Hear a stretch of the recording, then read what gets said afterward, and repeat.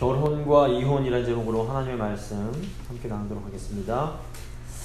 지지난 마태복음 18장까지는 예수님께서 갈릴리 지역에서 사역을 하셨습니다. 이제 19장부터는 예수님이 이제 갈릴리를 떠나서 고난과 죽음의 장소인 예루살렘을 향해서 올라가시는 내용입니다. 예수님은 십자가를 향해서 가시는 이 길에 제자들에게 아주 중요한 원리를 가르쳐 주십니다. 예수님은 제자들은 철저하게 하나님 나라의 가치관을 따라서 살아야 된다라고 가르치십니다. 제자란 예수님을 따라가는 사람들입니다. 예수님을 따르는 제자들도 이 세상 속에서 살아가야 됩니다. 이 세상 사람들과 똑같이 밥을 먹고 똑같이 일을 하고 똑같이 아이들을 낳아 기릅니다. 하지만 제자들은 이 세상 사람들과는 완전히 다른 가치관으로 이 세상을 살아가야 합니다. 예수님께서 이제 19장부터 가르치시는 이 세상의 가치관과 구별되는 제자의 가치관을 보여주는 첫 번째가 바로 결혼과 이혼에 관한 것입니다. 예수님의 제자들은 결혼과 이혼에 대해서 과연 어떤 생각을 가지고 살아가야 되는 것일까요? 세 가지로 오늘 본문 통해서 생각해 보겠습니다. 첫 번째, 결혼의 목적입니다. 두 번째, 결혼의 타락. 세 번째, 결혼의 구속. 구원의 뜻입니다. 결혼의 목적, 결혼의 타락, 결혼의 구속입니다. 먼저 결혼의 목적을 보겠습니다. 3절입니다. 바리새인들이 예수께 나와 그를 시험하여 이르되 사람이 어떤 이유가 있으면 그 아내를 버리는 것이 옳으니까. 바리새인들은 예수님을 시험하기 위해서 예수님께 어떤 경우에 이혼을 해도 되는지를 묻습니다. 당시 유대교회는 율법을 아주 엄격하게 해석하는 샴마이 학파와 좀 율법을 자유롭게 해석하는 힐렐 학파가 있었습니다. 이 두 학파는 이혼에 관한 구약 율법의 해석을 두고 서로 대립을 했습니다. 신명기 24장 1절 보시면 이런 말씀이 나옵니다. 사람이 아내를 맞이하여 데려온 후에 그에게 수치되는 일이 있음을 발견하고 그를 기뻐하지 아니하면 이혼 증서를 써서 그의 손에 주고 그를 자기 집에서 내보낼 것이요. 이제 이 말씀을 두고 보수적인 샴마이 학파는 명백하게 부적절하거나 음란한 죄처럼 어떤 수치스러운 일이 있는 경우에만 아내를 버릴 수 있다라고 해석을 했습니다. 반면에 좀 자유로운 힐렐 학파는 이 구절을 어떤 이유든지 간에 아내를 기뻐하지 않게 된 남자는 이혼 증서를 주고 아내를 버릴 수 있다라고 해석을 했습니다. 가령 아내가 요리를 좀 못해서 남편의 음식을 태우거나 아내보다 더 예쁜 여자가 나타나갖고 남편이 반하면 그 아내에게 이제 관심이 떨어지면 정당하게 그냥 이혼 증서 줘버리고 이혼해도 된다라고 가르쳤습니다. 당시 이제 헤롯 안티파스의 이혼 문제로 세례 요한이 그걸 지적하다 죽임을 당했기 때문에 이혼 문제는 굉장히 위험하고도 민감한 문제였습니다. 바리새인들이 예수님을 이 민감하고도 위험한 논쟁으로 끌어들이고 싶어 했던 것입니다. 그런데 어떤 경우에 이혼을 해도 되냐라는 이 바리새인들의 질문을 잘 보면 이 안에는 결혼의 목적이 무엇인가 라는 질문이 들어있습니다. 많은 사람들은 결혼의 목적을 행복이라고 생각합니다. 사람들이 결혼하는 이유는 행복해지고 싶기 때문입니다. 그래서 결혼 생활이 행복하지 못하다라고 생각하면 주저앉고 이혼하는 경우가 많습니다. 물론 결혼에 있어서 행복이 매우 중요합니다.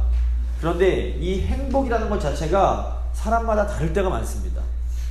어떤 사람들은 로맨틱한 감정을 느낄 때 행복하다고 생각합니다. 그래서 결혼 생활에서 로맨틱한 감정을 느끼지 못하면 괴로워하면서 이혼을 생각합니다. 그런데 이렇게 결혼에 있어서 로맨틱한 감정이 중요해진 것은 사실 역사적으로 볼 때 그리 오래되지 않았습니다. 과거의 결혼은 어떤 개인 간의 감정 문제가 아니라 집안 대 집안의 문제였습니다. 제 친구의 부모님만 해도 서로 전혀 모르는 사이에서 부모님의 중매로 딱 한 번 만나보시고 결혼하셔서 지금까지 잘 살고 계십니다. 서로 로맨틱한 감정 때문에 느낄 시간 자체가 없었습니다. 어떤 사람은 경제적 안정을 행복으로 느낄 수 있습니다. 이런 사람은 경제적 조건을 보고 결혼을 하게 됩니다. 그런데 이런 분들은 경제적 상황이 안 좋아지면 이혼을 선택하게 되는 경우가 많습니다. 또 고대에는 자녀를 얻는 것이 결혼하는 아주 중요한 목적 중 하나였습니다. 그래서 자녀를 낳지 못하는 아내는 쓸모없는 것으로 여겨져서 버림을 받곤 했습니다. 이처럼 이혼은 우리가 결혼의 목적을 무엇으로 생각하는가와 직접적으로 관련이 있습니다. 로맨틱한 감정이 결혼의 목적인 사람은 이 감정을 더 이상 느끼지 못하면 불행하다고 느껴서 이혼을 합니다. 경제적 안정을 이유로 결혼한 사람은 가난해지면 불행하다고 느끼고 이혼을 합니다. 과거에 자녀를 얻기 위해서 결혼을 한 사람은 자녀를 얻지 못하면 이혼을 해버리게 됩니다. 그렇다면 과연 결혼의 목적은 무엇일까요? 어떤 경우에 이혼이 가능한 것일까요? 4절 5절 말씀입니다. 예수께서 대답하여 이르시되 사람을 지으시니가 본래 그들을 남자와 여자로 지으시고 말씀하시기를 그러므로 사람이 그 부모를 떠나서 아내에게 합하여 그 둘이 한 몸이 될지니라 하신 것을 읽지 못하였느냐. 예수님은 창세기 1장과 2장을 인용하시면서 결혼은 남자와 여자가, 그러니까 남편과 아내가 한 몸을 이루는 것이다 라고 말씀하십니다. 여기 한 몸이라는 표현은 결혼이 단순히 인간의 문화나 사회적 풍습의 문제가 아닌 하나님의 창조 질서에 속한 것임을 보여줍니다. 6절입니다. 그런즉 이제 둘이 아니요 한 몸이니 그러므로 하나님이 짝지어 주신 것을 사람이 나누지 못할지니라 하시니. 예수님은 이혼이란 하나님의 이 창조 목적을 거스르는 것이므로 함부로 해서는 안 된다 라고 말씀하십니다. 그렇다면 하나님께서 의도하신 결혼의 목적은 무엇일까요? 하나님이 원하시는 결혼의 목적은 부부가 한 몸이 되어서 하나님의 영광을 드러내는 것입니다. 여기 한 몸이란 단어에 아주 중요한 의미가 있습니다. 에베소서 5장 31절 32절 보시면 그러므로 사람이 부모를 떠나 그 아내와 합하여 그 둘이 한 육체 한 몸이 될지니 이 비밀이 크도다. 나는 그리스도와 교회에 대하여 말하노라. 사도 바울은 부부가 한 몸 되는 것의 비밀이 아주 크다라고 말을 하면서 이 한 몸이 삼위일체 하나님과 관련이 있음을 가르칩니다. 성부, 성자, 성령 하나님은 분명 다른 위격, 다른 인격이심에도 하나됨을 이루고 계십니다. 이 삼위일체는 서로를 무한히 사랑하시면서 서로의 하나됨을 누리십니다. 그러니까 성부, 성자, 성령은 서로를 무한히 아시고 서로를 무한히 사랑하시며 서로에게 무한히 순종하시면서 이 하나됨을 누리십니다. 부부도 분명히 서로 다른 인격이지만 한 몸이 됩니다. 부부도 서로를 무한히 알고 서로를 무한히 사랑하며 서로에게 무한히 순종하면서 한 몸을 이루어가는 겁니다. 결혼의 목적은 부부가 이렇게 하나가 됨으로 하나님의 형상을 드러내는 것입니다. 부부관계는 삼위일체 하나님처럼 서로를 조건 없이 무한히 사랑해주는 관계입니다. 물론 우리는 결혼을 통해서 여러 가지 유익을 경험합니다. 로맨틱한 사랑을 느끼기도 하고 자녀를 낳아 기르는 기쁨도 느낄 수 있고 또 여러 가지 다른 유익들을 누릴 수 있습니다. 하지만 이런 모든 것들은 결혼이 우리에게 주는 유익이지 결혼의 목적이 될 수는 없습니다. 근데 만약에 이런 유익들이, 결혼이 주는 유익들이 결혼의 목적이 된다면 이런 유익들이 사라질 때 그 결혼은 유지될 수가 없는 것입니다.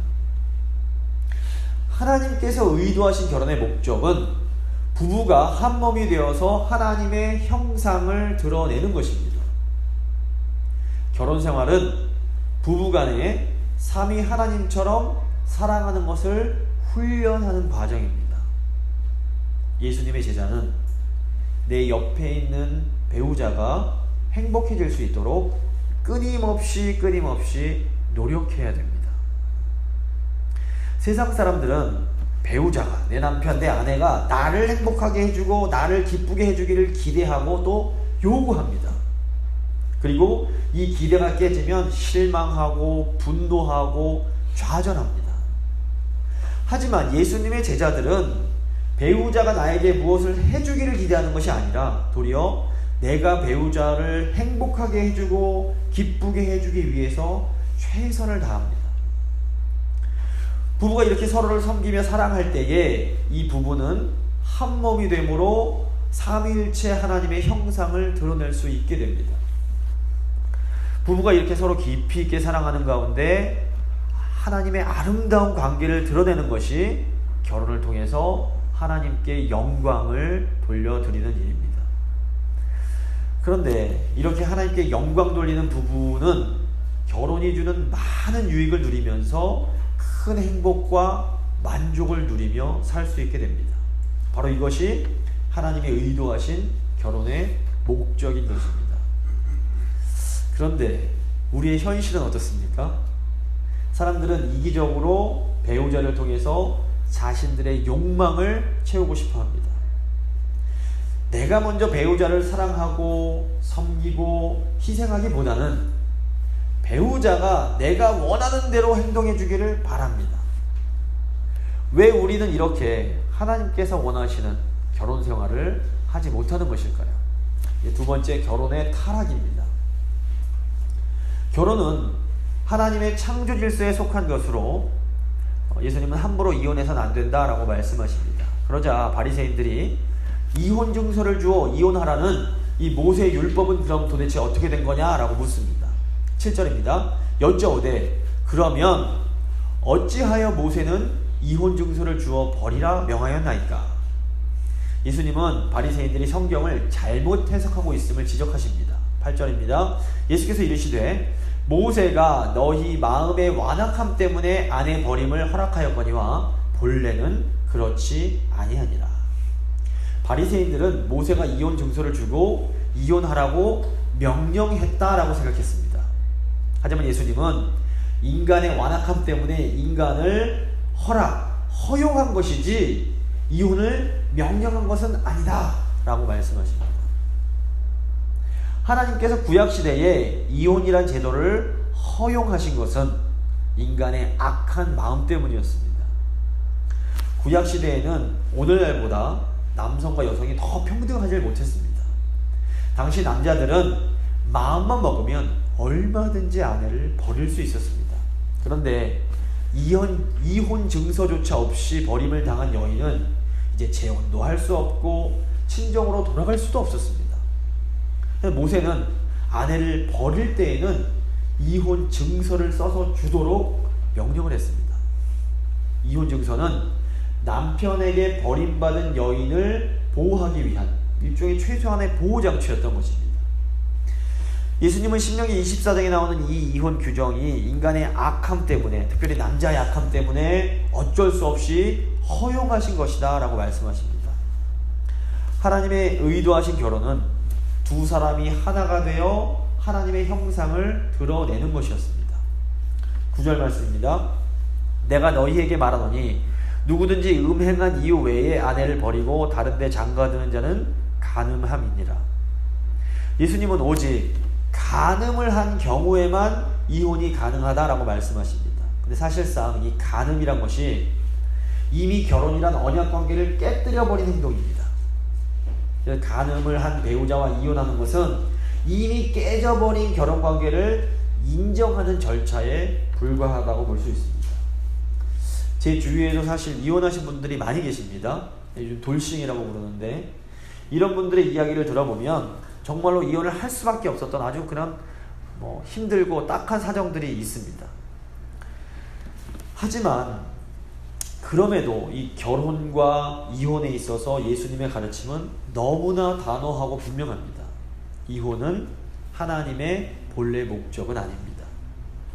우리는 이 결혼 관계를 굳게 지키라는 예수님의 말씀과 또 이혼할 수밖에 없는 이 현실의 문제를 도대체 어떻게 조화시킬 수가 있을까요? 사실 결혼에 대한 예수님의 입장은 너무나 단호해서 제자들도 예수님의 말씀에 깜짝 놀란 것처럼 보입니다. 제자들이 예수님께 그러면 독신으로 사는 것이 더 좋은 거냐고 질문을 할 정도였습니다. 10절입니다. 제자들이 이르되 만일 사람이 아내에게 이같이 할진대 장가들지 않는 것이 좋겠나이다. 예수님께서 이때 아주 중요한 말씀을 하십니다. 11절입니다. 예수께서 이르시되 사람마다, 정확하게 하면 모든 남자가 이 말을 받지 못하고 오직 타고난 자라야 할지니라. 여기서 이 말이 무엇을 의미하는 것일까요? 많은 사람들이 이 말을 제자들의 질문에 관한 것, 즉 독신에 대한 것으로 생각을 합니다.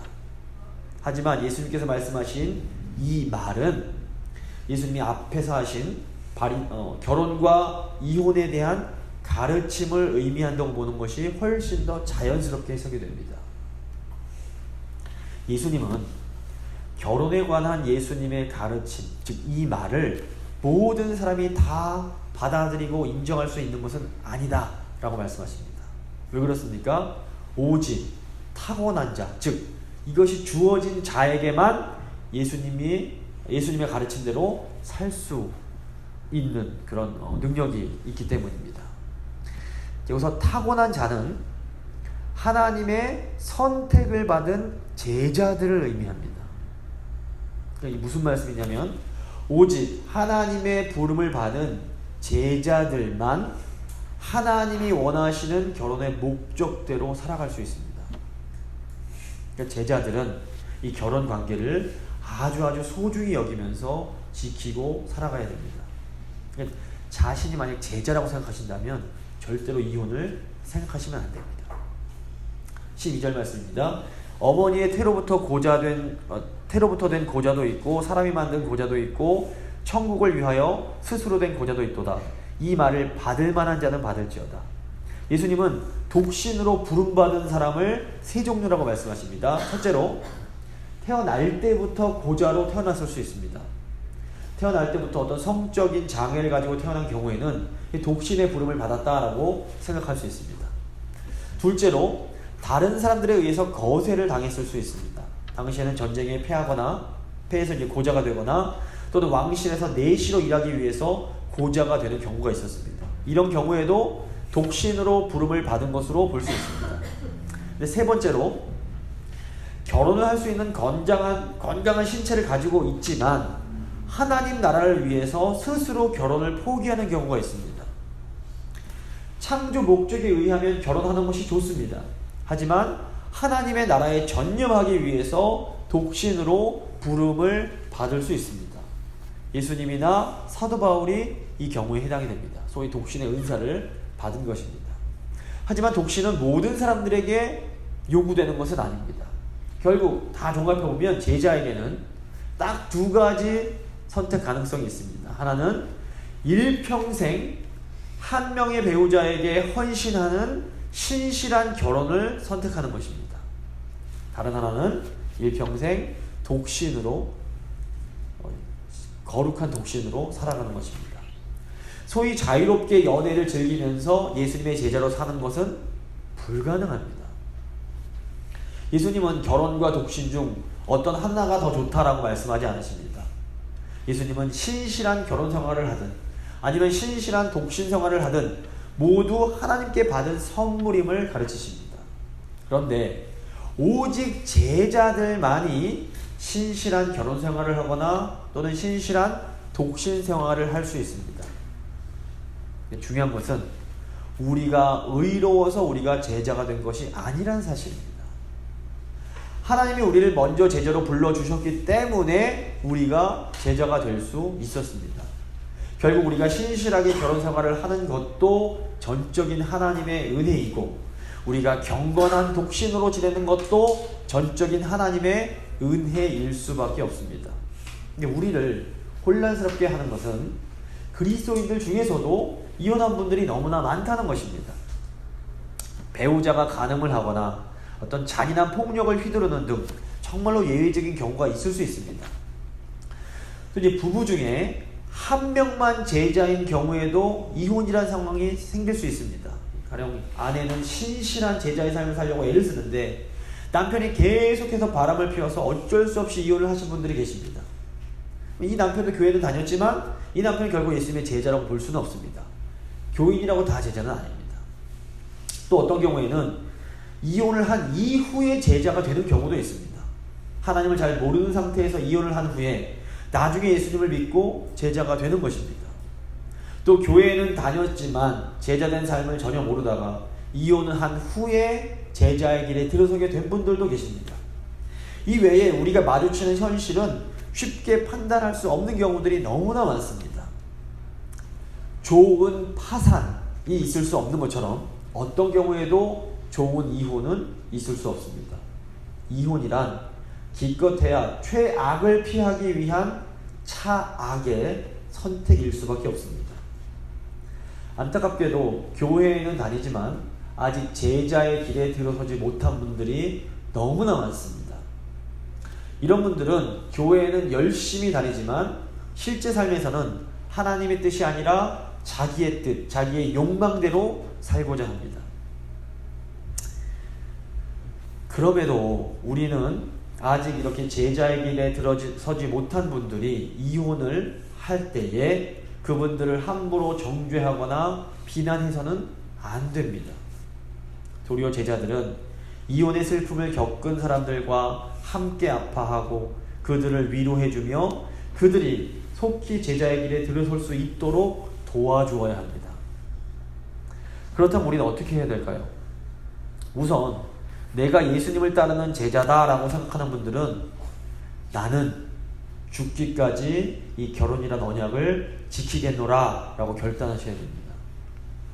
내가 죽는 날까지 하나님이 나에게 주신 배우자를 소중하게 여기며 죽기까지 사랑하겠다, 헌신하겠다 다짐하셔야 됩니다. 하지만 주위에 이혼을 한 분들에 대해서는 절대로 정죄하거나 판단하거나 하시면 안 됩니다.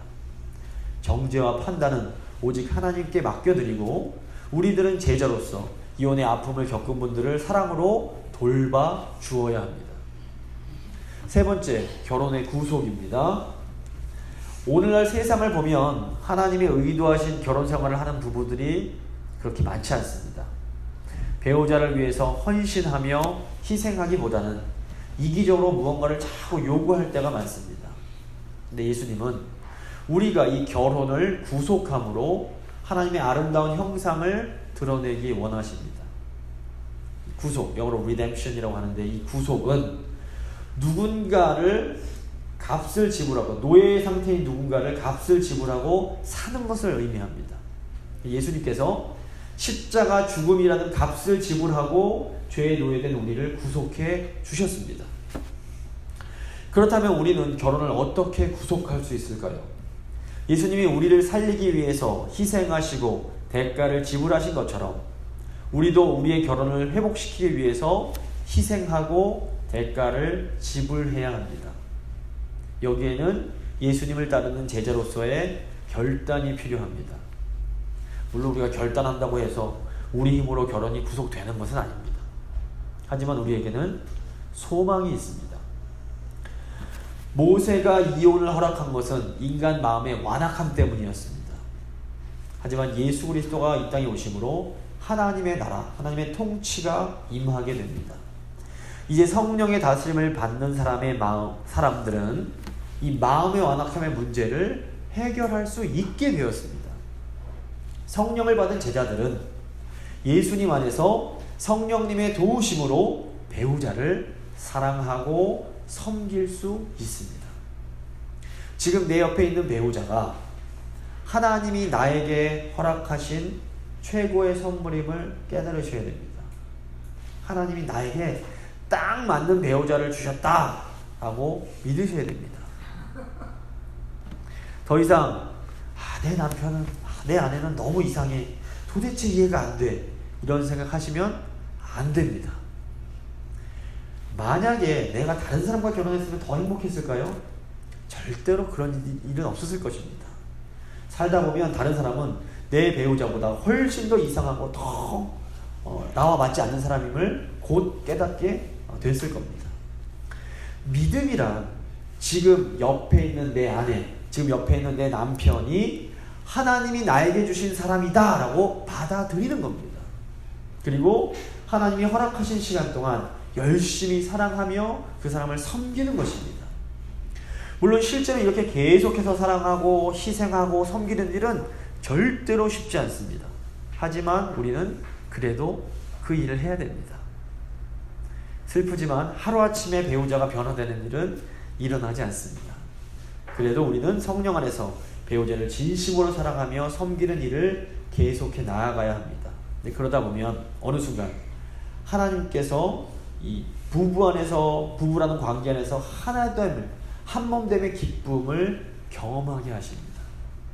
이 부부간의 한몸됨의 기쁨을 누릴 때에 하나님은 그 부부를 통해서 가장 크게 영광을 받으십니다. 말씀을 마무리 짓겠습니다. 결혼의 목적은 부부의 하나됨을 통해 하나님께 영광을 돌려드리는 것입니다. 부부가 서로 진실되게 사랑할 때에 부부는 삼위일체 하나님의 형상을 드러내게 됩니다. 이혼은 절대로 하나님이 기뻐하시는 일은 아닙니다. 하지만 이 세상에는 하나님의 뜻을 모르고 이혼이라는 잘못된 선택을 하는 사람들이 많이 있습니다. 제자인 우리는 이렇게 이혼의 아픔을, 무지하여 이혼의 아픔을 경험한 사람들을 위로하고 그들을 제자의 길로 인도해야 합니다. 예수님이 사랑과 희생으로 우리를 구속하신 것처럼 우리도 사랑과 희생으로 결혼을 구속해야 합니다. 우리가 진실되게 배우자를 사랑할 때에 하나님은 우리를 통해서 큰 영광을 받으십니다. 힘들어도 이 귀한 사명을 절대로 포기하시면 안 됩니다. 결혼을 구속함으로 하나님께 영광을 돌려드리는 우리 모두가 될 수 있기를 간절히 바랍니다. 이제 믿음